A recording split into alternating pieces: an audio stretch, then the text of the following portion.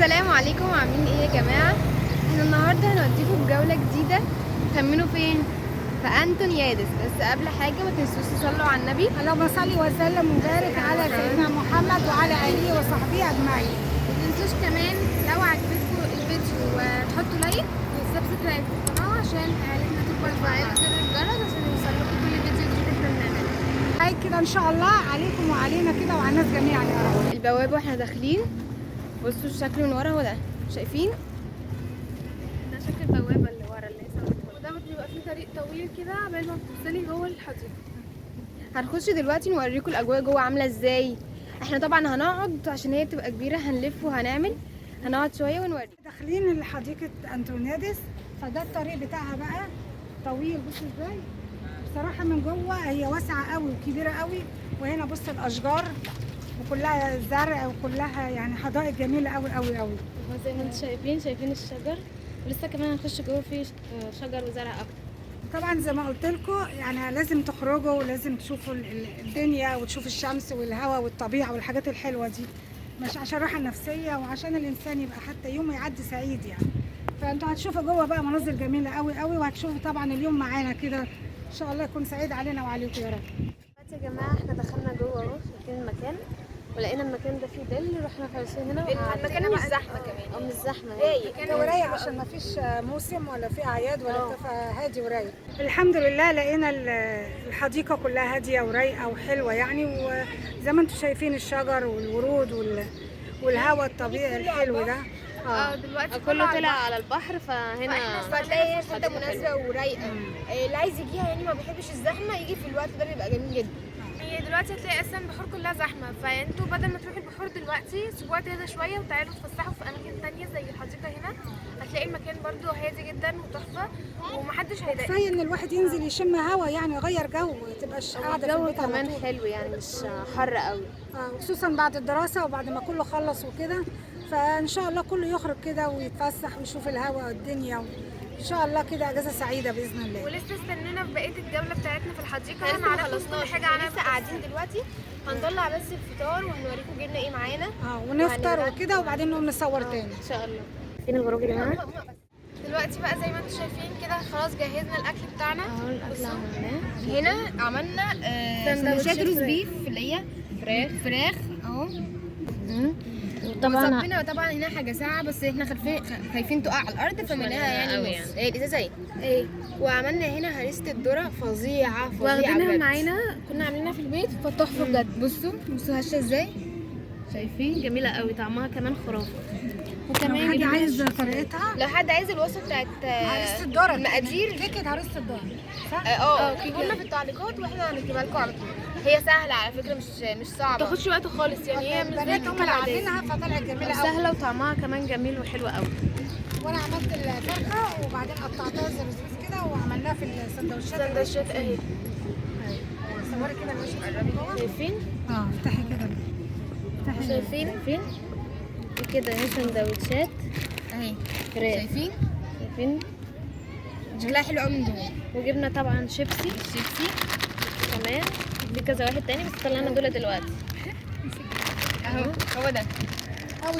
الشاي نسيم. طبعا جايبين شاي معانا. في الشاي هو مش ترمس، هو زي ازازه بس حراريه، فده بيحافظ هي على الحراره، درجه حرارتها من فوق. شاي بايه بالنعناع جميل قوي، بتحافظ على السخونيه يعني. بصوا جايبين كذا واحده شاي علشان بالنعناع. بصوا والميه ميه معدنيه كمان. جايبين كمان ميه معدنيه معانا عشان العوز يشرب. بس هي دي بقى الاكله. عارفين القعده دي بالدنيا مع الناس اللي بتحبوهم، تعالوا جربوها وبجد هتبقى تحفه جدا. ان شاء الله كده يبقى يوم جميل كده، وتيجوا تغيروا جو كده وتشوفوا جناين والزرع والورد والشجر والحاجات الحلوه، وفي غربان وفي عصافير وفي حاجات جميله هنا.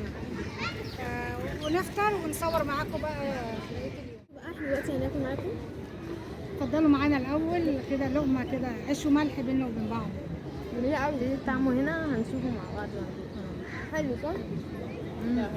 بتيجي تبلعي كده بتلاقيه جوسي، معرفش ازاي بس هو فظيع. سموا الاول بسم الله الرحمن الرحيم. بحب وانا باكل لازم مش عارفه ليه اشرب معايا حاجه ساقعه. بحب بقى اكل مع الشيبس. انا بقى بحب بالشاي، بحب اكل بالشاي، ما بحبش الحاجه الساقعه. كل واحد واذواقه. انا بشرب عشانهم بس يبقى مع بعض. فظيعه والله، جربوا الاكله دي وانتوا رايحين اي خروجه مع بعض، وسهله كمان، سهلة بتاخد وقت. وخفيفة أصلا. فظيعه.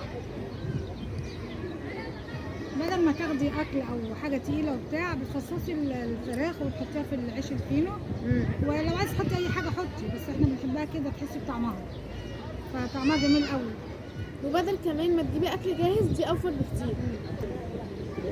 طعمها خرافه روعه، فظيع جربوها. بجد. واللي عايز الطريقه كمان بتاعت هريسه الذره اكتبوا لنا في الكومنتات وانا نقول لكم الطريقه ايه.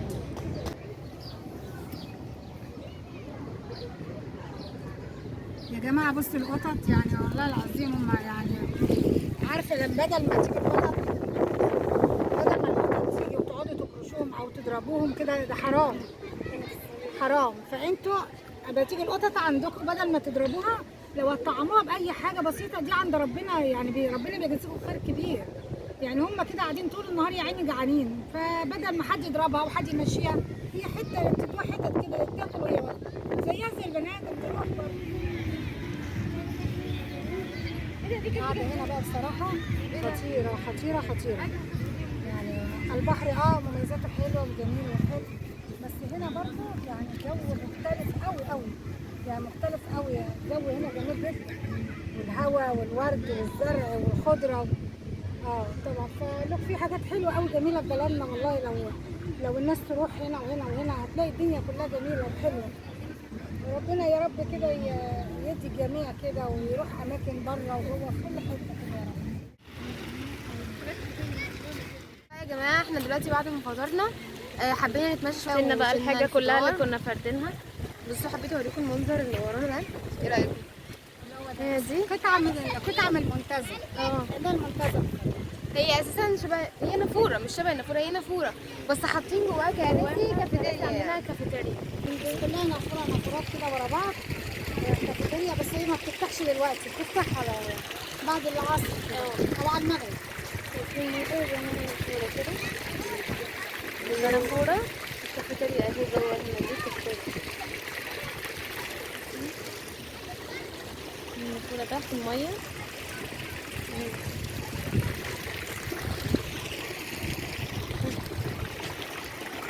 هنا برضو كافيتريات اهي، واللي عايز يشتري اي حاجه او عايز.